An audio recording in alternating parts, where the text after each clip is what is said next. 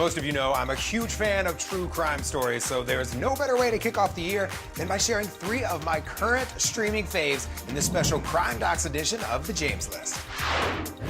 I believe the men who are in jail are not the men who did it. They're a replacement for the real people. First up on Netflix, The Innocent Man, a docuseries based on John Grisham's only nonfiction novel of the same name. In the 1980s, gruesome murders shook the small town of Ada, Oklahoma. Ronald Williamson and a friend were charged and convicted based on a dream. Get this, Ronald confessed, but said the story he was telling the police was actually just the retelling of a dream he had that sent him straight to death row. The internet is buzzing about this one, so make sure that you watch it now before you accidentally see a spoiler online. Speaking of confessions on Netflix, true crime fans are not going to want to miss the confession tapes. It might take you a week. Let's go right now. It might take me an hour.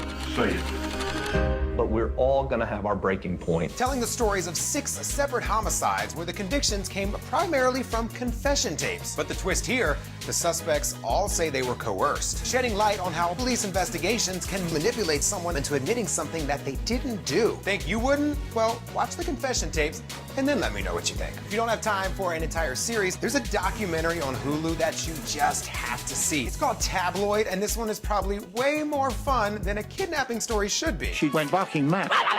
She disappeared a day later. Telling the story of beauty queen Joyce McKinney accused of flying to England to kidnap a Mormon missionary she says she was in love with. According to her, he left with her willingly. According to him, he was tied up to a bed. And that's just the start of it. There's so much more. I can't tell if this lady is crazy fun or just plain crazy. All right, my couch detectives, you've got your mission. Now get to it. Enjoy those shows.